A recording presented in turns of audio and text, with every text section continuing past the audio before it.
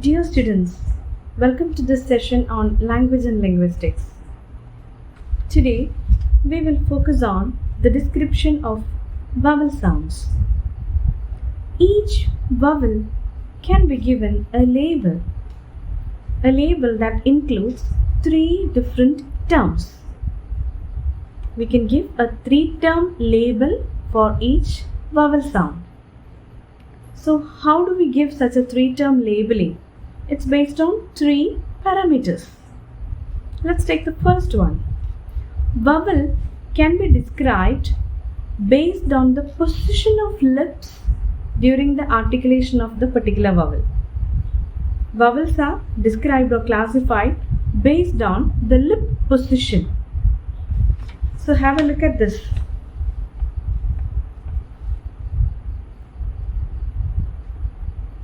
Rounded and unrounded vowels.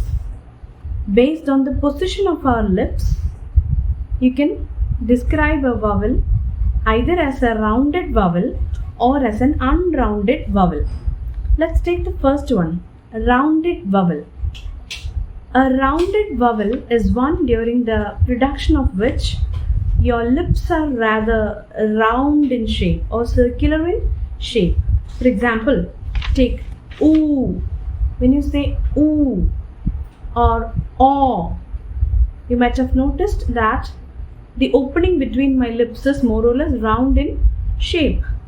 Therefore, we call such vowels rounded vowels. There are two types of rounding of lips: closed lip rounding and open lip rounding. Closed lip rounding means the lips are drawn very close to each other, as in the vowel oo. Try saying oo. Both your lips are very closely drawn together and the opening between the lips appear more or less round in shape. So this is called closed lip rounding. Ooh. But the other one, aw. Take aw. In that case, the opening is rather, it's not as close as the other one. So we call it an open lip rounding. So basically, there are two types of vowels according to the position of the lips: rounded vowels and the other one is unrounded vowels. So let's see, what are unrounded vowels? Those vowels during the production of which the lips are in a spread or neutral position. We call them unrounded vowels. Again, take a look at this one.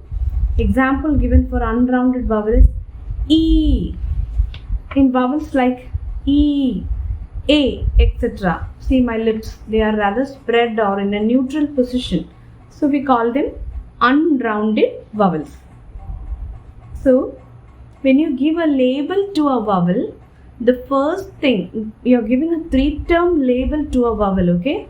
And the first term that should come in that label is whether the vowel is a rounded vowel or an unrounded vowel. Hope that part is clear to you. So we will move on to the second parameter to give the second term in that label for the vowel.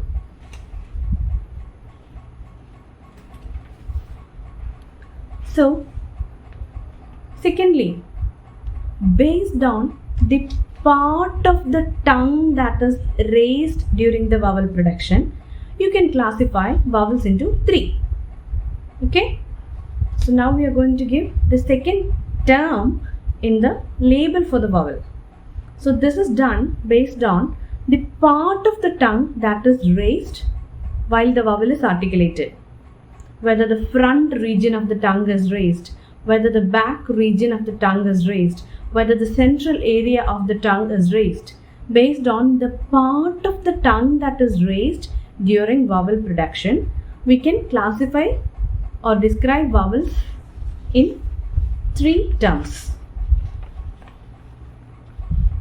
So the second word in that label is to be given based on the second parameter, that is the part of the tongue that is raised during the vowel production. So we can classify vowels as front vowels, Have a look at it. Front vowels, back vowels and central vowels. If the front region of your tongue is raised towards the hard palate of your mouth, then this is a front vowel. If the back region of your tongue is raised towards the soft palate region of your mouth, it's a back vowel. And the third one, if the central region of the tongue, that is the part where the front and the back merge, if the central region of your tongue is raised towards that part of the roof of the mouth where the hard palate and soft palate merge, we call it a central vowel. So basically you need to understand that the second parameter is this. Based on the part of the tongue that is raised during the vowel production, we can classify vowels into three: front vowels, back vowels and central vowels. So let us have a close look at each of these.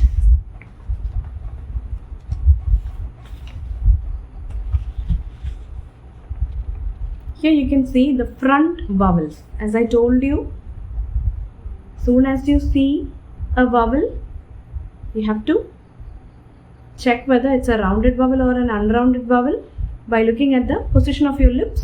And secondly, you are going to analyze which part of the tongue is raised while the vowel is being produced. And thus we conclude whether it's a front vowel, back vowel or a central vowel. And now, see, these are the front vowels. E as in heat, A, short E, and A. Okay, all these are the front vowels, examples of front vowels. Try reading them. Heat, heat, set, cab, pin. In all these cases, the front region of the tongue is mainly raised, and therefore the name front vowels. And now we are moving on to back vowels.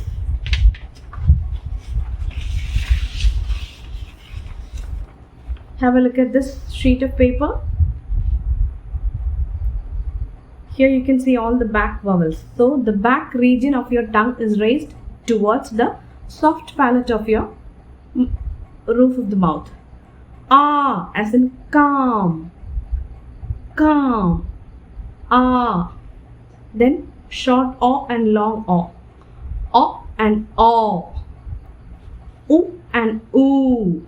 In all these cases, the back of the tongue is raised against the soft palate. So you have to memorize all these, okay? A, O, O, U, oo. So all these topics are discussed in page number 22 of your textbook. So you can keep it open and read it many a time to learn this properly, and keep a notebook with you and jot down short notes. And now we are moving on to central vowels. As I told you, central vowels are those during the production of which the center of the tongue is somewhat raised towards the part of the mouth where the hard palate and soft palate meet. So central vowels. So these are the three central vowels in English. A, and A. A and A.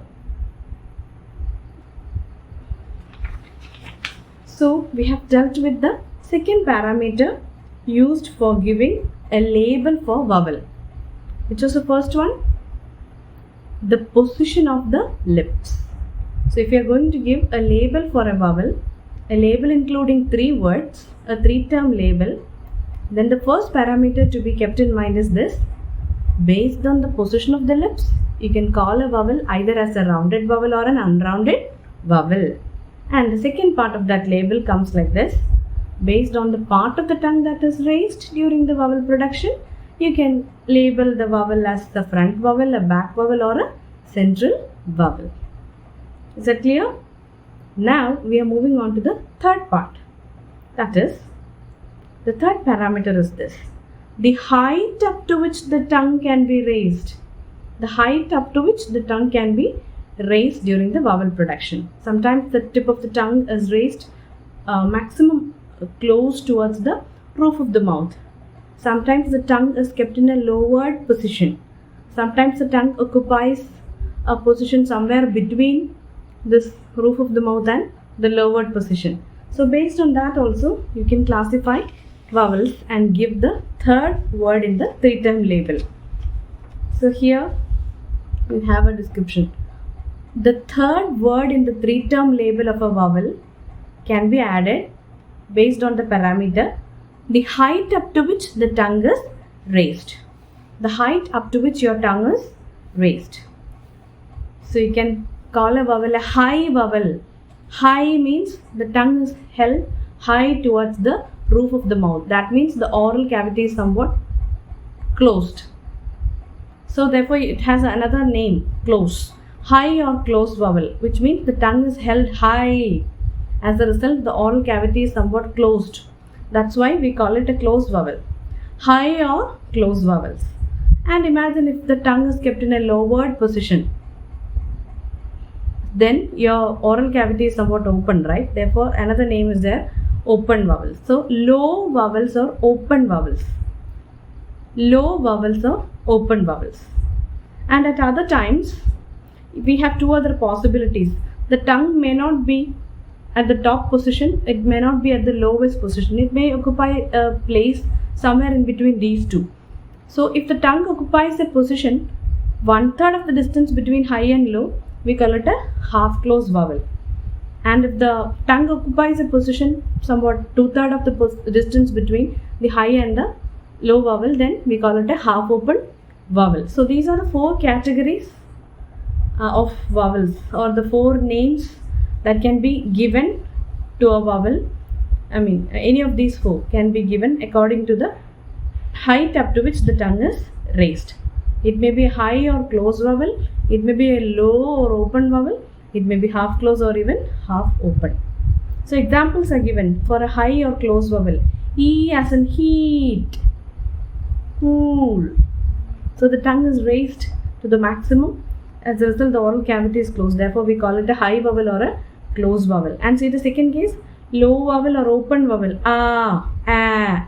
So the tongue is lowered and the oral cavity is open. So based on the height up to which the tongue is raised, you can classify. So now we have discussed how a vowel can be given a label. A label which describes the entire nature of the vowel. How do we give a label?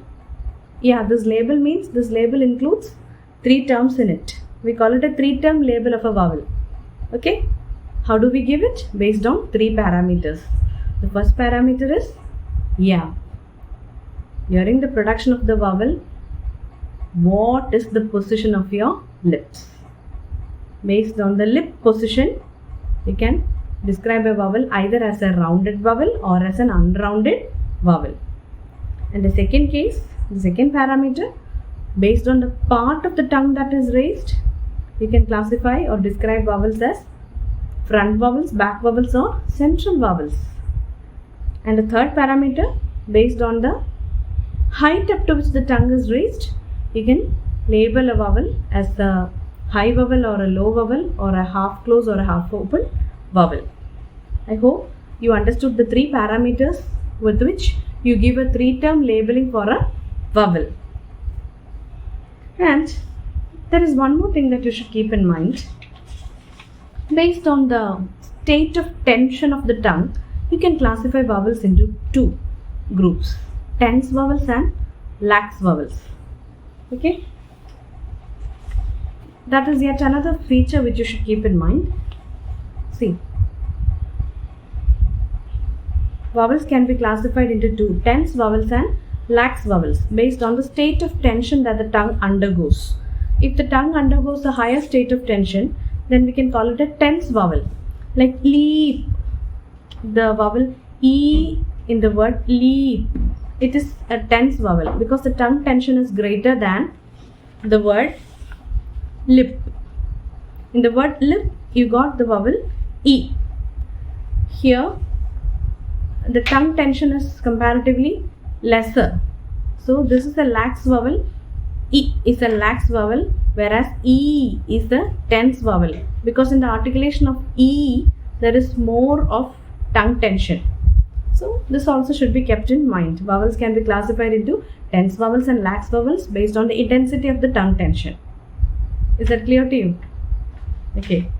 So we have discussed the classification or the description of vowels based on 3 parameters. We learned the 3-term labeling of vowels: rounded vowels, unrounded vowels, front, back and central vowels, then high or close vowels, low or open vowels, half close or half open vowels, and finally we learn what it means by tense vowels and lax vowels. So keep reading the textbook and watch the video at least twice. Keep a notebook with you, jot down all these topics and learn thoroughly. Thank you.